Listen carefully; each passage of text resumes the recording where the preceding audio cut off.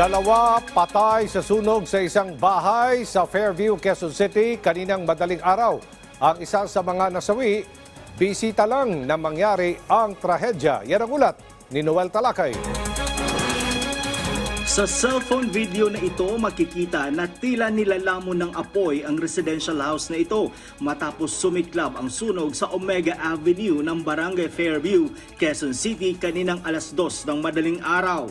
Habang working ako, yung kwarto ko napuno na kagad ng usok. Tapos biglang ang dami nang sumasabog, lumabas kagad ako.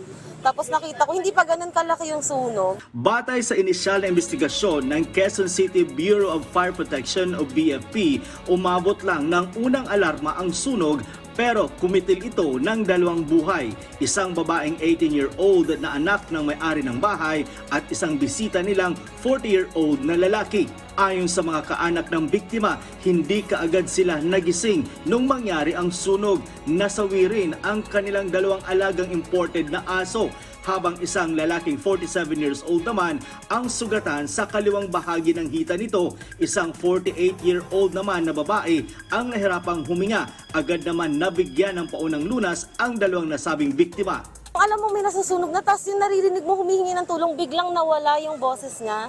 Meron po tayong 4 na na-rescue. Yung dalawa po nating victim ay ongoing po, na-turn over na po natin sa Soco kanina. Sumabog at tinupok din ng apoy ang sasakyan na nakaparada. Tumulong din ang ilang residente sa pag-rescue sa mga na-trap na pamilya sa nasabing sunog. Kasi yun po, naglabas na po kami ng mga hagdanan.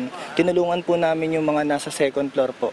Halos mag-iisang oras na bago naapulang apoy sa sunog. Inaalam pa ng Quezon City BFP ang totoong sanhi ng sunog at ang halaga ng mga ari-arian na tinupok ng apoy.